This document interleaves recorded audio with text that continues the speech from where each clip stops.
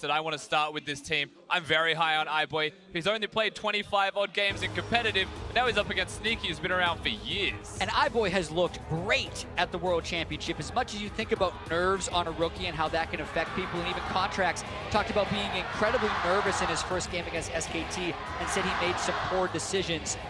iBoy has been playing out of this world in this series, and really, EDG has had the second best early game of anyone at the World Championship. They've just been that bad at closing out the game. So whether or not that is nerves from a team perspective or not, we got to see if they can do it again, and we got to see if they can actually close. Well, here we are into Champion Select. Cloud9 banning LeBlanc, Sejuani, and Kog'Maw, taking them off the field. Kalista and Galio, the responses there for EDG, with one more to come. So we're starting to see the bans being mixed up more, and that is a force if I've ever seen one.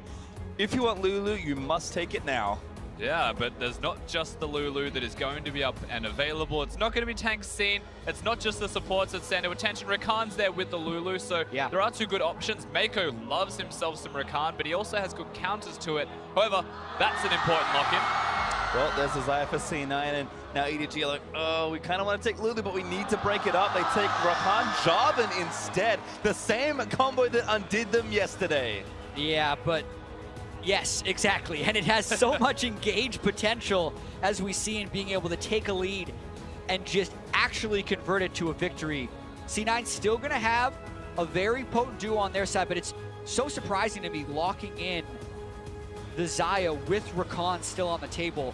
Not many teams have that priority. I agree, and again, Meiko's a very good Rakan. The LPL getting Jarvan and Rakan is something that is always going to be terrifying. They love engaging. You've seen WE, you've now seen RNG, and now it's EDG's turn to try and play the exact same style of composition. And guess what? They're all pretty good at it. So Cloud9, they're not drafting to take things away from EDG, it feels like. They're picking the Xayah for themselves. Certainly sticking to the script as far as what we've seen so far at Worlds. Lulu being taken away, and Jensen says, all right, I've had enough of this. Give me Syndra. He finally wants a bit more pressure and a bit more early game priority. Yeah, the first rotation mid lane. Syndra's so often banned in Phase 2, and also they want to make sure that Scout doesn't get this pick. I think this is a power play by Jensen, knowing both these teams have had such successful early laning phases with the mid lane, and Scout kind of understands what's happening here. He's picked Lucian 2 in 2 games. He's contemplating it. This is a hard matchup into Syndra, but he goes for it anyway. It's a hard matchup, but it is an achievable matchup for the Lucian to be able to outplay it in some way. He's a Hex Drinker builder as well, if he's ever wanting to be defensive, and I feel like that's the reason that Scout's gone towards this, but he's chosen it over something like Corki, and they've picked it early before they go into the next draft phase, and they didn't lock an AD carry. Well, I'm excited because it's a very exciting matchup in the mid lane, but we'll get there in the game as Ezreal banned by EDG, taking that away from Contractz, who has, I believe, been playing quite a lot of it since his advent into the jungle. Rumble, the response there from C9, trying to really pick apart the other ends of the comp from EDG. Exactly, and yes, this is going to be a sensor game, but it's not going to be the one we've seen a lot of where they're just doing this late game arms race of who can scale up the fastest. We have a lot of engage and a lot of action coming out of this mid lane.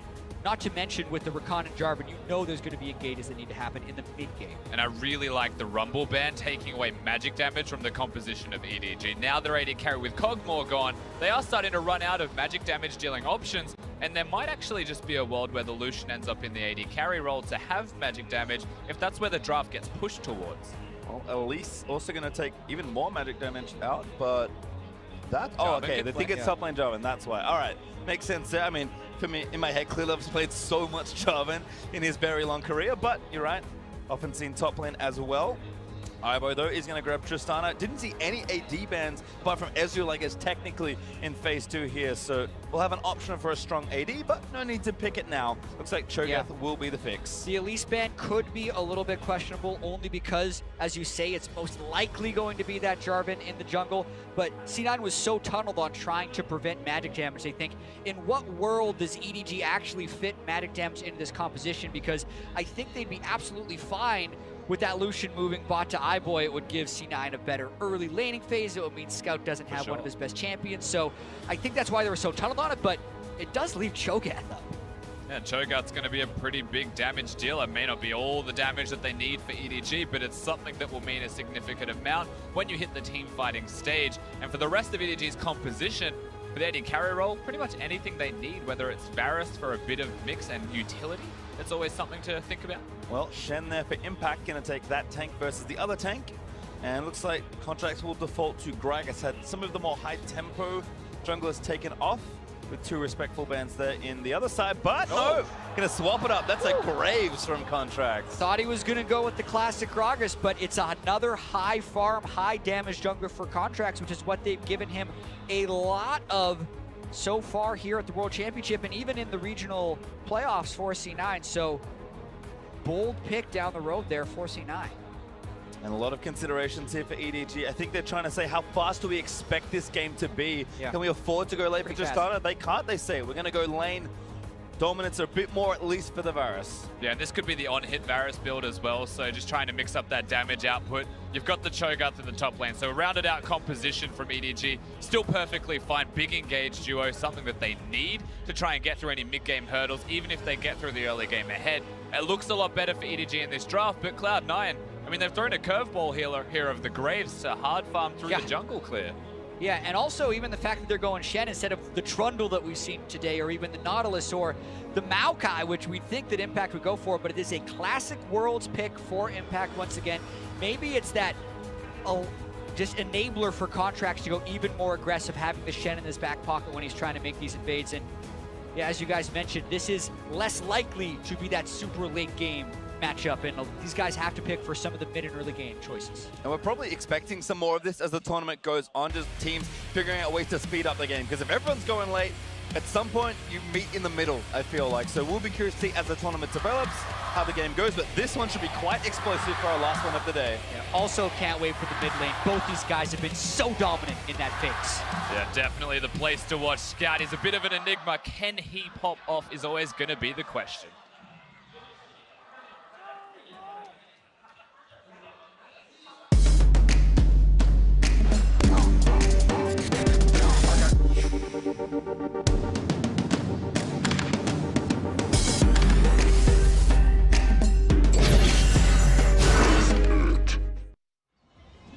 Alrighty, a week almost done as we gear up to finish day number 3 here. C9 versus EDG.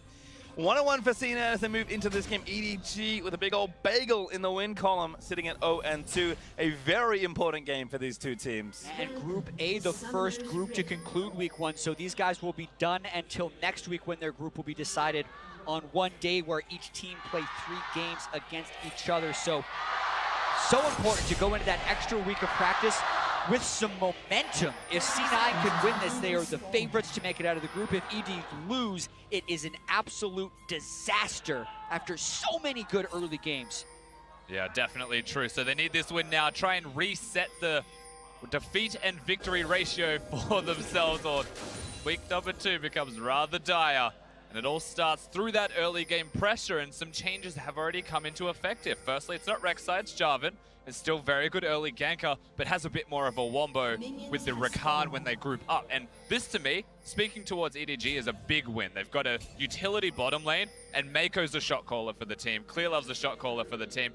Put it all together with the draft. That's a good start. So just to note, EDG 5-man invaded at level 1, didn't find anything. Mouse swept a ward that they killed with a sweeper trinket, and now he changed it back in. So EDG are really posturing for something very cheeky here, but a great ward is going to spot them, but they kill it. They kill it again. That's 2 ward kills already. A little bit of experience bonus too could allow for Clearlove to get a little bit ahead, but C9 just going to pull it anyway, and nothing really doing. It will reset, so it'll buy some time, but EDG haven't contested it like what Peanut did in the last game. He's just going to go back towards his own blue buff, and he's actually not going to get a leash for that either. EDG want tempo in the bottom lane, and so this is a very awkward start. Jarvan also doesn't clear very well by himself. He gets very low on his first clear, so don't expect too many early ganks from Clearlove in this one. Also, the call by Scout, pretty bold choice as well. Yes, it helps him to sustain, but Contractz is going to try and kill you with Jensen. So not having that extra health that you could get from a Doran shield is interesting. Well, a bit of damage here from Impact. Mouse going to run himself away. should be safe for now as he backs up, and you mentioned that before, but it is a good time to check in on the mid laners, Jensen and Scout.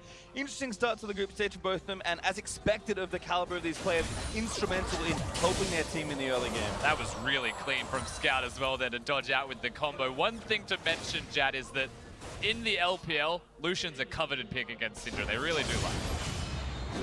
Very versatile as well, but watching this game top lane. Double off Contractz, early flash from Mouse, might have needed it and probably did. Contractz gonna tank some turret hits, but Mouse stays alive. Yeah, it would have changed that 100% 15-minute kill participation from both mid laners because everything has been around the mid lane in the first two games of the groups for these guys, but Contractz trying to make his presence known, and that Shen is actually incredibly good into the Cho'Gath early if you can get those trades, which Impact has.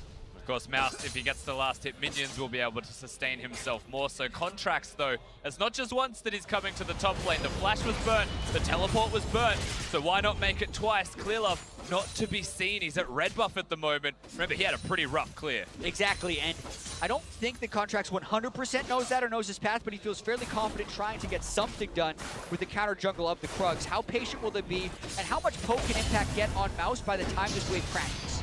Thanks to turret hit to get some good damage done. Graphically Undying also proccing. And now Contractz, the wave is coming. He's going to take these Krugs. And the timing could be perfect, but Clearlove smells something. They might run into it. Oh, no, never mind. Oh, there was a Krug there.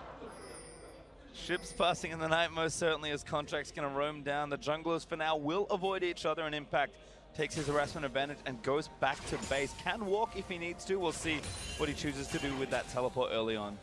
Funny how the Krug doesn't even despawn and Clearlove is able to pick it up. Just the timing of being able to back up Mouse is Clearlove being in exactly the right place because that was a point of danger. And yeah, as you mentioned, it's just time to going back to full clear based on Clearlove's first back. He will be fine in the jungle now once you pick both of the small jungle items up. Jarvan's clear gets a lot more healthy, so the ganks have to now be respected by C9. You can see Scout certainly using Lucian's early laning aggression to bully Jensen here. A big wave that Jensen wants to try and clear, but Scout will make him pay if he can. 10 CS so far, and Scout is doing everything he can to hold this wave and bully Jensen. This is a big wave that will crash, so the 10 will shrink significantly. Jensen, even with the experience disadvantage, should be able to get some of that back. But Scout does have control, and through this control means that he can place extra vision down, or he can work with Clearlove if they choose to make a play. Yeah, and patient time, how many times have I heard you say bully Jensen in the North American LCS? It just doesn't happen. Zero, big goose egg. So the fact that Scout is playing that aggressive, no wards as well, just shows an absurd amount of confidence, but he's dodging a lot of skill shots, he's keeping his health very high, and he brought cleanse, so at the moment, he's playing it just right. And Clearlove very sneaky. Engineers a nice gank here in the top side, but Mouse not really having it. Yeah, it makes you wonder if it was to a gank or to a counter gank. Contractz has been around here a few times. He's been hovering on the top side of the map. Now he isn't at the moment, but Clearlove might just find an opportunity of his own, staying up here for a very long time, however. This may be one of the most forced lane ganks I've seen in a while, but Clearlove tends to not visit lanes if he doesn't think he can get something done. He's going to hit the recall button now. Impact playing respectfully there, back in his lane. Yeah, I think that was 100% a counter gank attempt based on where the wave was. Mouse really wanted to shove it into the turret to hit level 6, and if the gank would have come, they would have had minion advantage in that engage, and I think that's why Clearlove was there. But the fact that it missed means Contractz gets to keep farming. A reminder there from Scout, actually unleashed the Kali, but Jensen now has his ulti. Contractz here to make it happen in the center! Oh no, Scout! Good flash, but that's not enough. Jensen gonna grab the first blood. Yeah, awkward flash from Scout, almost not necessary in the end because he was still flashing towards Cloud9's base. Contractz was next to him, and C9, simply by having a Shen and Scout wanting to win his lane so hard, just get a kill. Yeah, that's when Scout isn't thinking about the overall game, but is only thinking about the Syndra v Lucian matchup, because sure, he would have won in the 1v1, but that's not how you play against Cloud9. Contractz is getting beaten on those. Jensen going to run up to help. He's out of mana as Clearlove still to run back away. Contractz looking to make the aggressive play, turn it back around. The shield! Oh my god, that's good. And Contractz, he had to reload. Now Mouse is going to try and get him. If a feast lands, he's dead. Contractz jukes around that very nicely, and he'll get himself out. Clearlove leveled up and smote when he was trying to live through that gank. Very nearly what could have turned into a big mid lane snowball right there if they get a kill on the jungler and the mid. But for now, that lane is still somewhat stable. And well executed by Contractz, all things considered, to get himself out alive, dodging all of the ruptures. Clearlove needs to be careful. He's probably going to die to a blue buff. Got W. There we go. Everything will just simmer down again. Well, Scout gets the blue buff that Clearlove is probably going to remind him just how important that was. Mouse again trying to fight Impact. Rupture lands. Fast procs and top lane is trade, but Impact has found a lot of traction early in this lane. It's about 25 CS ahead right now. Yeah, Mouse doing what most Cho'Gaths do, trying to use his Feast on cooldown after he hits level 6 to max stack as quickly as possible, but every time he does that, Impact feels free to taunt forward and go for more. But we're going to watch this one more time. Remember, no magic resist for Scout here. They haven't necessarily recalled, and they're both level 6. So he's playing the range very well at the start here, but then Jensen's like, wait a minute, I have Contractz and Shen here. It was a ruse all along. Your cleanse is useless against my raw, unleashed power from Syndra. So Scout disrespects it and gets killed. Yeah, I mean, if you remove the tab button from his keyboard, he was doing all kinds of things correctly, but there was a Shen. There's always been a Shen since draft phase, and he just didn't actually notice that, as it seems. Yeah, and we saw the jungle proximity at the start of the game. Scout was much higher than Jensen. Jensen's actually averaged a lower jungle proximity in the first 2 games than he did in the North American LCS, but how quickly C9 get in and get out in the mid lane is what catches people off guard a lot of the time. Scout had not been visited by Contractz for the first 6 minutes of the game, probably felt pretty safe for that all in. He was not. Certainly wasn't, as EDG's dual lane return to the bot side. You can see iBoy very successful on Varus in the LPL. Looks like Ginsu's Rage Blade is the first order of business. Sneaky though, as his BF sword early already, and the Targon. So again, kind of our standard bot lane race to the Ardent Sensor has once again begun. And that is the one thing we have to talk about. Haven't really looked at bottom lane all that much. Xayah versus Varus is a medium range AD carry off. It's not a Cosmo or a Twitch this time around. And there is a very serious carry potential still from iBoy simply existing. Top lane's just fighting each other, really ruining. iBoy's a really good Varus is the point that I'm making. He's actually incredible at it. And it's one of the few champions, like, he plays Ashe and he relentlessly feeds. But for some reason, Varus, which has similarities, he's really good at. And this has a huge mid-game power spike if they get to the Ginsu's Rage Blade before Sneaky can get to the Essence Reaver and Zeal upgrade. And currently their laning phase has been quite strong. We obviously have visited down there because all of the ganks have been happening on the top or mid side of the map, but we have to watch out for those power spikes. Well, a bit more attention here. Meiko is now level 6, so either lane pressure or even roam pressure can be very heavily applied with this Rakan.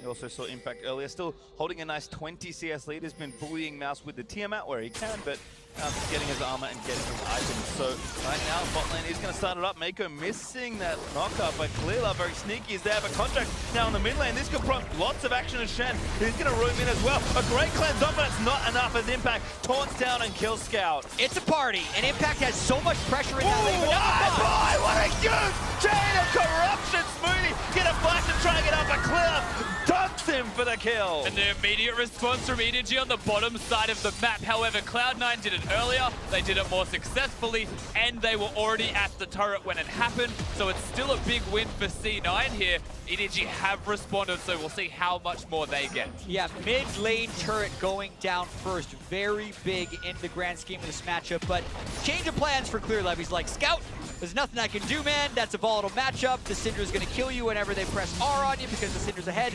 Gank bottom lane. Max range R from the Varus to set up the entire CC chain, and they get the turret for themselves down bottom. But we're gonna watch that mid lane gank one more time. Yeah, so Contractz just finds Scout walking over to the side of the map where Clearlove was ultimately up. Feels like he didn't know that there was a Graves there. He wasn't even warding. He was actually just walking towards the bottom side. But iBoy, target selection here is very clever. Sneaky has the ultimate. If he sees it going towards him, there's a chance he just presses R and walks away with all of his summoners. So they pick the Lulu. Yeah, really nice choice right there. I think we're going to see more and more teams go for the supports in these games because they are the ultimate enablers, and they're so squishy. These sensor builds with no sightstone do die very quickly. And what better champions to do exactly that, right? The Varus and the Rakan, very good at killing Lulus. Well, nicely played there as teams even up in turret. C9 did get first turret gold. They have an advantage, still sitting at just over 1,000 gold here in this game. Looks like iBoy and Meiko actually mid lane right now, but Sneaky gonna join in. And we'll see how much pressure EDG can get here, moving their dual lane to the mid lane, at least for a little while. But Scout is also bot lane, so this could be a full-on swap for EDG, or just kind of where the farm laid. C9 responding with an Ocean Drake. Yeah, and EDG trying to rebalance the map right now that the turrets have gone down in strange places. When C9 goes for this Drake, EDG's actually going to be making a play up top side. They got the initiation. Impact is already very low. Mouse does not have feast just yet. They're going to try and chase it down. Meiko going to look for it. Hops the quickness, wants it, but doesn't grab it with the W. No, so the Drake will be secured. iBoy's walking up, but the minions are also crashing. It looks like they will trade the turret. They'll get gold for an Ocean Drake. Yeah. Early Ocean Drake's good, but turret gold's nice. And tempo-wise, they're so far ahead technically in this play. Yeah, they're going to lose the blue buff in the Ocean Drake, but I don't know if C9 can actually get the wave to that turret in time. And EDG would probably be able to herald if they decide to give up the turret anyway. So a positive play probably for EDG here. Yeah, I'm inclined to agree. Past that, even getting the Herald means the mid lane outer turret's a realistic opportunity to trade what Cloud9 did earlier with their first gank towards that lane, so it could work out super well. It's about the continuation of the play, though. Do they go for another kill onto Impact, or do they actually take the Herald? Because if we're thinking about this, it's Ocean Drake for Herald, but then they're just trading turrets and they didn't get a kill. So then it's just a straight up value between the two. Cloud9 ends up catching up in tempo, I think, pretty easily, and the Herald's going to be a very slow take by himself. He is. We'll see just how long it takes him here. Started at about 1946 for everyone playing at home. Oh, Impact spotted him already. Yeah, Impact blast cones over blind there. Playing very well with limited knowledge in this game. That could have been 3 people. That absolutely could have been 3 people that just turned on him. He kept his taunt. He blast coned over. He would have been fine. Well, it does actually anger the Herald for a little while longer. It does reset. EDG, if they want it, can take it, but now C9 know what's up, so EDG back off and ultimately don't get an additional objective after all those plays. Yeah, and I'm a little bit concerned for EDG here because, yes, they do have the Rage Blade, but they need to have a fight where they can convert it, and Scout is also very far behind. They bank so much on Lucian also hitting the power spike, which he has in the first 2 games, but he played quite poorly in this early game. Like, yes, C9 did a great job to bait Shen ult and get the ganks in, but he was pushed up without control wards on a side, because normally the strategy is you control ward one side, cheat to that side, and play aggressive. They never had river control with their control wards, but still played that way and were punished accordingly. Yeah, Clearlove was playing towards the bottom side of the rift, and Scout does get punished. 0-2, I mean, he's got his Blade of the Ruin King item spike right now, so for what it's worth, EDG can convert all of these spikes into something meaningful. You're looking at the Rift Herald still as the primary objective, it feels like, because this mid lane and river area is all of the focus. Oh, fight going to start. Meiko wants Jensen, but the Shen ult is going to protect him. Shield is good, clear. Now maybe in trouble. Cataclysm's over. Nowhere else to go, and Impact grabs a kill. Now Mouse, who did TP in, is looking for something, but that's just one for C9. Starting to look rougher and rougher for EDG right there. Clearlove didn't have his flash up, thought there was no way out, and they're not respecting Impact Shen. Yeah. This is the most effective Shen we have seen so far at Worlds groups, because so many other Shens just split push all day and then only ult defensively. They've used it twice offensively and now also defensively. Impact getting incredible use out of the Stand United. That was a level 11 Shen, so his ultimate's going to be significantly larger. You saw how much it was able to absorb, and suddenly EDG with item spikes, almost irrelevant, because their opponents are able to react to the play, and they best them at it. Contractz going to take his Rift Herald, does go down, and good tower to use it on in the top side. If he wants to go there, he will wander up there now as Scout was 1v2, just trying to get a bit more farm. Contractz maybe doesn't even feel like he has to use it now, checking that brush as he puts down a control ward. C9 going to be in the turret lead only briefly, very shortly, as C9 Sneaky and Smoothie are going to grab this one. Yeah, they're in the midst of a C9 snowball. When C9 wins, they tend to win kind of in the same way. If they can get a decent early game lead from play-ins to the victories at groups here, they've had a really good progression with the way they achieve victory. Currently, they're on pace for that, and it's about EDG to try and disrupt that. They're going mid right now. They still have the sensor, they still have the Rage Blade, and they're stacking it up. Expect C9 to defend. Another good response here from EDG, but the taunt lands into the Scout. He cleanses it up pretty quickly, but the damage may already be done. I think he actually tanked turret aggro as well. Feels bad. He is way too aggressive this game and is not recalibrated. No, not at all. He's going to tank it. It wasn't a Syndra ultimate. I think could have killed him if there was a position to do so. We got to watch this mid lane fight once again. Notice how large the Shen shield is when it comes in. That negates so much damage because iBoy, he cannot attack. And he's meant to be the one attacking to do all of the damage for the team. But also, C9 was absolutely there for a counter gank. They just had more people. For sure. And they did a long range engage with Rakan Jarvan, and they just had no reasonable way of following up. And I like the idea, right? Force against the team that's starting to get some control of Summoner's Rift over you. But when you're forcing that hard, it's never going to be successful unless you are just significantly better players. And I wouldn't say that in this. Well, certainly that gold is starting to accrue very rapidly. C9 actually up 4,000 gold here at the 18-minute mark. We've got a Drake spawning in 40 seconds. Cloud Drake will be up next, and Baron, of course, makes his first appearance in this game in just about 2 minutes. So EDG, it is good to see them making plays, but again, have to make sure that everything is rightfully in position. C9 have done a great job both on offense and defense, and again, looking to snowball that lead. Rift Herald still here for Contractz. My puppet here for this mid-tier 2. Stun lands, clear low. Ulted out there, a scout defensively calling Contractz off his jungler.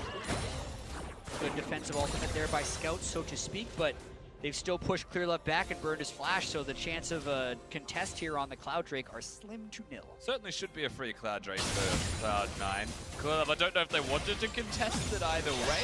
It looks like they're moving over towards it. It should actually just cost them the mid-turret. EDG could move and just slap that turret a few times. They're moving in. Yep. Here, C9 get out. Double dashes there from the top and jungler, and even going to move back down the mid. They could start a fight here if they want to.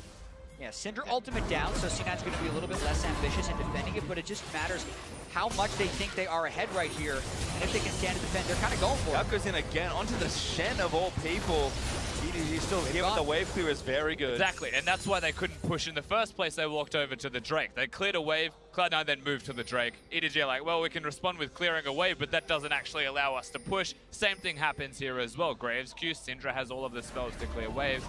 And EDG's response is to move over to Impact and to try and burst him down because he's the one flanking and engaging. Good ult, quickness, ulti there onto Contractz by Shen. Sneaky moving forward. C9 want to turn this back around. Meiko with a great dash back away. Mouse is here. Contractz now forced to flash out of the way. The Featherstop could get a room to take it. Clears up for the dark iBoy. Does it to take out Sneaky and Impact. He's too far forward. Forced to flash as Jensen lands a nice two-man summer. EDG in pursuit. Scout flashes in. Aggression so much from this man.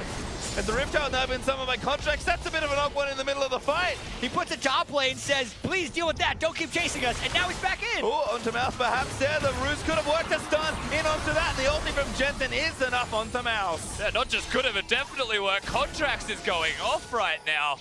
The summoning of the Herald, yes, it's a bit quirky, but it's paying off. Yeah, and now they're going to pressure mid while that Herald charges in the top side. They have Mouse down, teleport advantage. They're a little bit low on mana, but Sneaky back on the field. They might look to pressure mid lane here.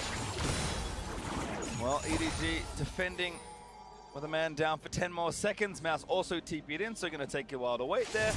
Minions just busy. Yeah. Herald's having an existential crisis in a minion wave. He's forgotten his real purpose. He's off chops. Yeah, it doesn't clear minions that fast. Solo Rift Herald push, not really as hyped as we made it. It was hype, now he's just sad. Scout will collect his 25 gold and continue taking the rest of the minions in that wave. There was a weird 8-1 for some reason. I'm glad you're waiting for that Rift Herald dash to replay. But here, you can see EDG making the engage, and the teleport is a good teleport by Mouse, and I think C9 is overconfident. Watch where Lulu is in this fight, so Sneaky doesn't have the shielding.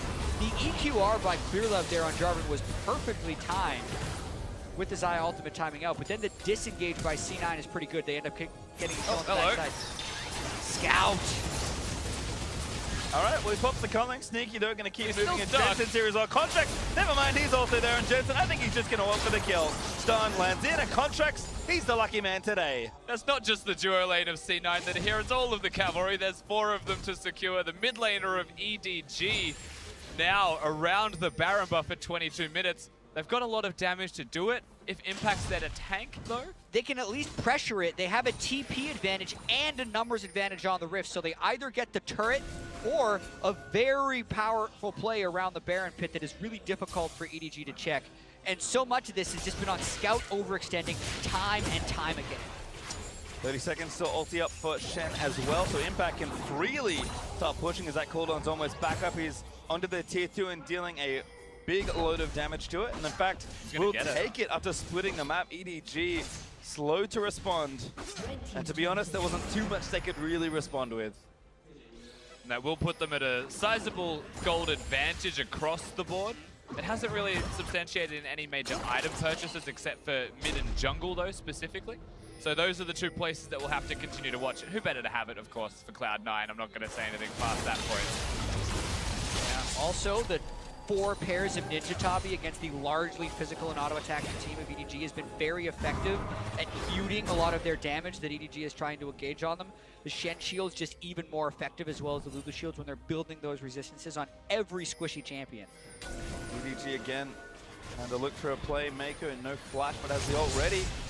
Contractz maybe is the pick. Cataclysm lands for the shield again, and Xayah just turns back around for the damage from Meiko. A big knock up there, finds 2 with the Feather Stomp. Who's going to protect the carry? Scout gets one as Mouse eats Contractz for the first kill of the team fight.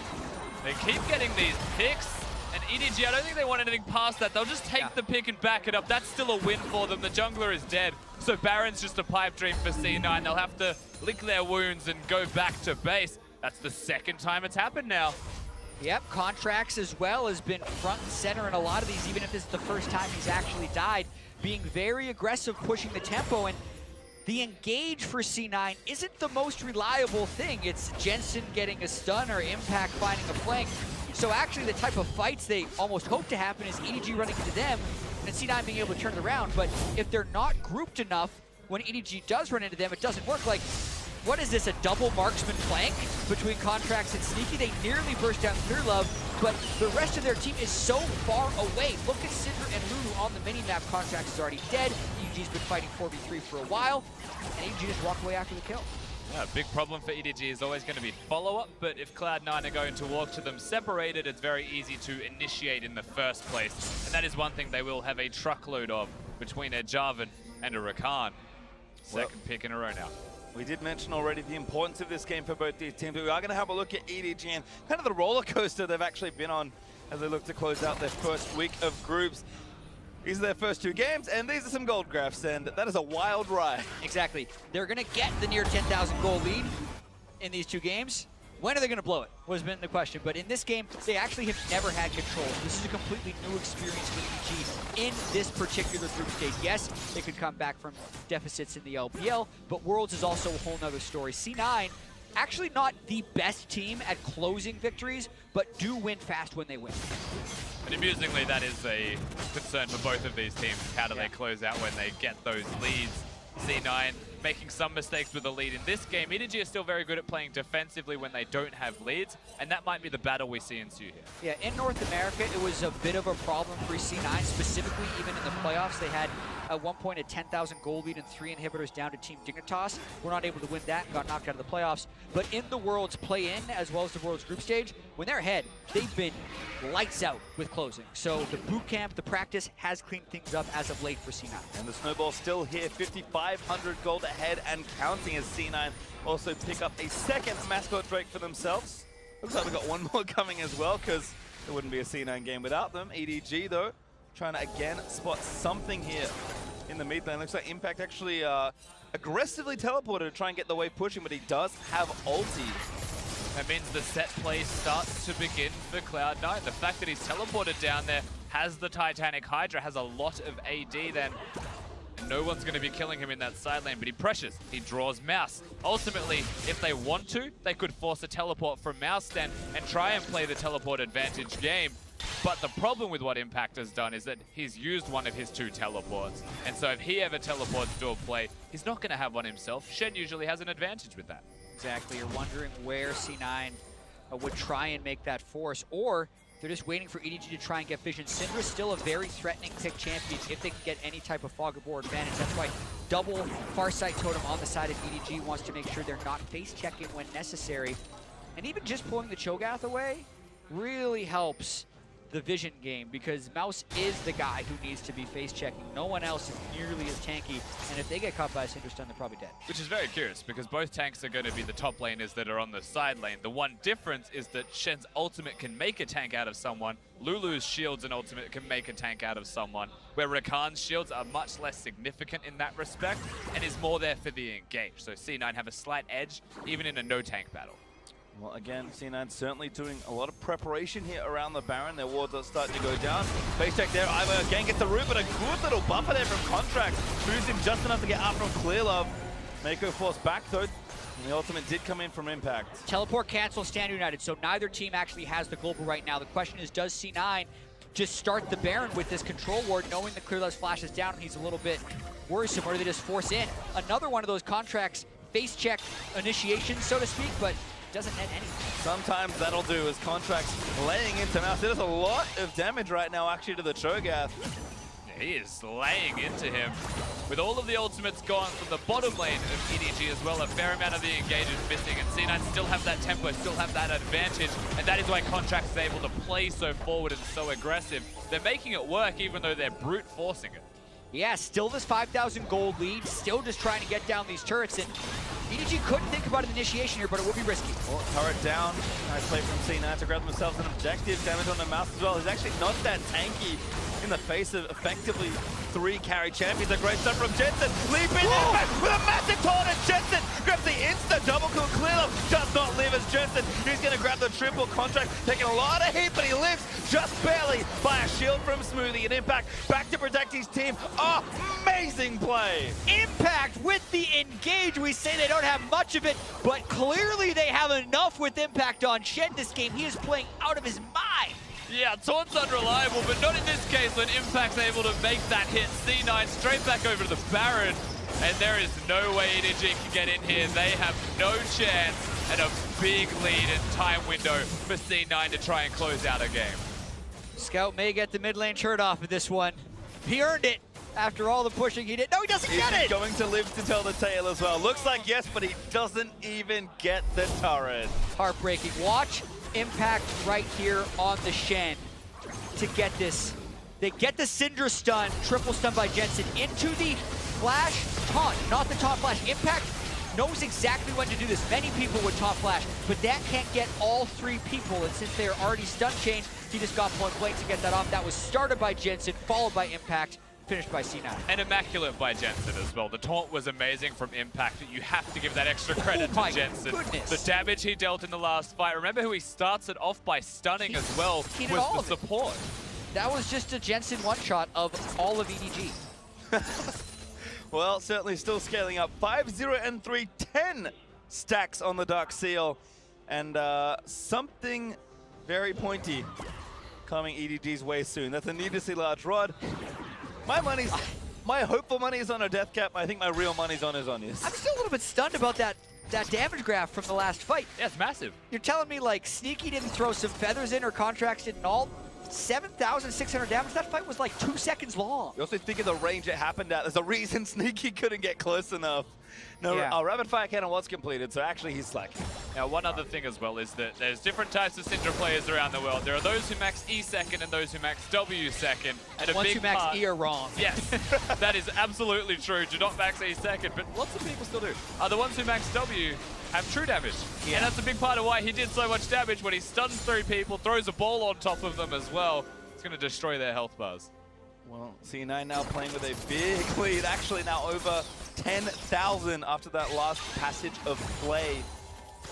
Still some turrets to take down as well. Inhibited turrets and their namesakes also up for the taking of C9 want them, so EDG really push back into defensive mode right now. And in fact, Inhibited turrets and Nexus turrets are all they'll have left. C9 with 1:50 left on Baron take the top tier 2.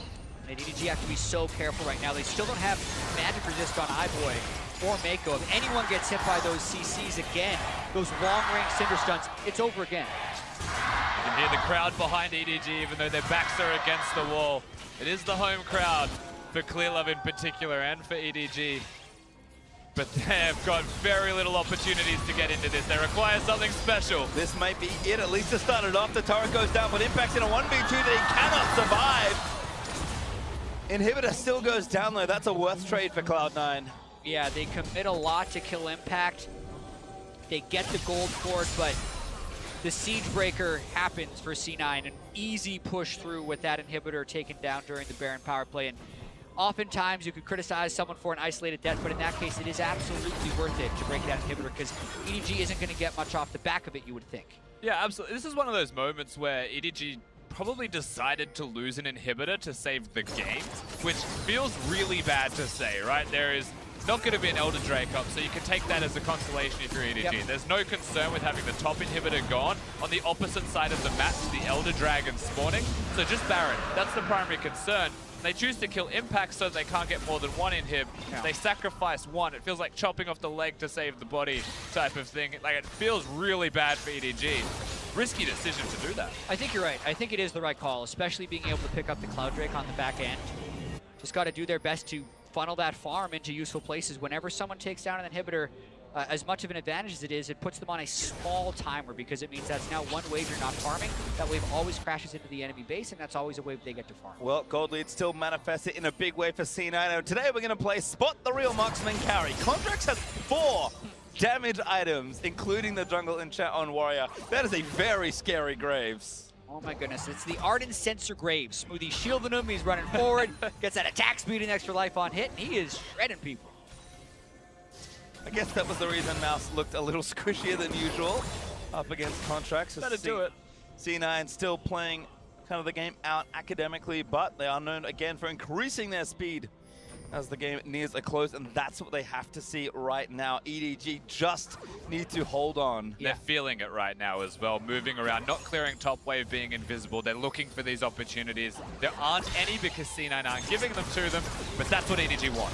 They got to fight here. Meiko goes straight in, get a good double knock of iBoy as well. Follows the ulti in, the roots are good, but everybody lives through it. Walker, there's too much Jensen. Shut that down, feathers through. Sneaky, still gonna try and make the play. This Xayah is big. That was such a clean engage by EDG, but they actually killed no one in the initial wave. It wasn't until the rupture landed on Jensen they finished him, and C9 is actually undeterred. They're going for more. Still have 2 marksmen, so not a big problem. The TP. EDG, a huge flank TP from Mouse, and C9 respect that Mouse needs to find something here, but he just can't. It's to push them away, but he's in trouble. Yep, feathers through again. So much damage to these two. No. Damage shields, Impact. Barely going to miss that top, but C9 undeterred. Scout back into the mix, and Sneaky does manage to kill Mouse.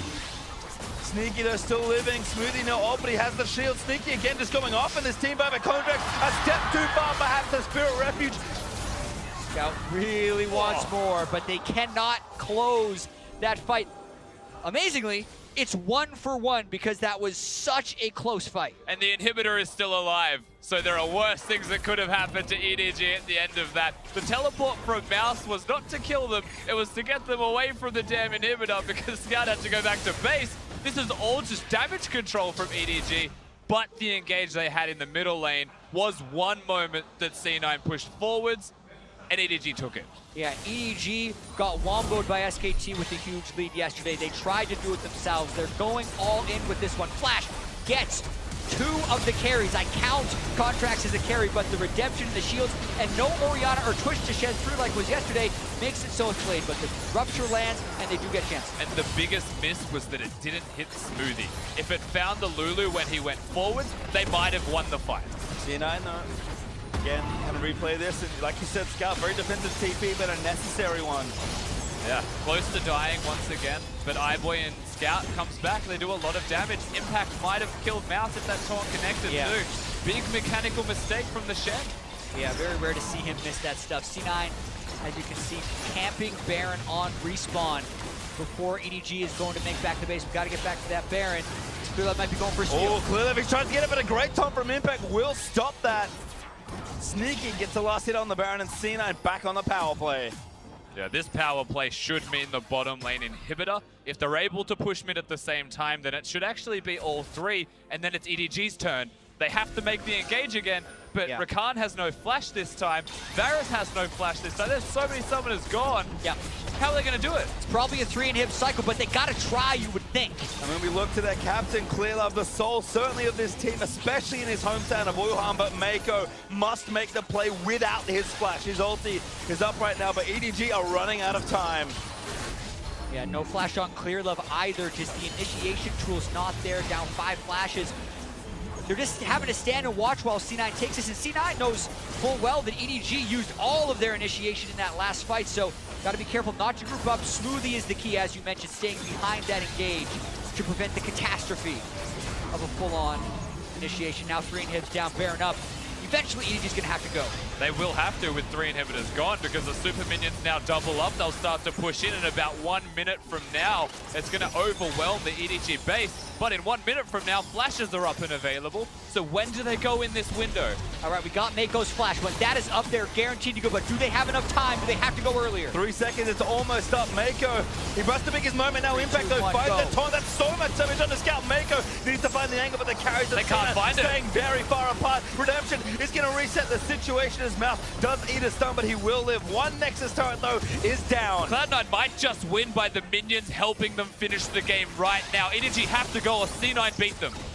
Kron's flash is up. It's going to happen in the next few seconds if it's ever going to happen. 2 minutes, that's a burn. Meiko goes in, needs to make the play, but all the shields in sneaky, getting low for Jensen. That's the dreams crushed. Meiko dead, Clear Love dead. Everybody from EDG is just falling down in Impact. He may have died, but Cloud9 today, they will pick up their victory. 2-1 now in this group. And the fans here will be disappointed, but Cloud9 will take the win. Yeah. C9 does not have to play to the crowd at Worlds. 2-1 in the group stage as their week 1 concludes. And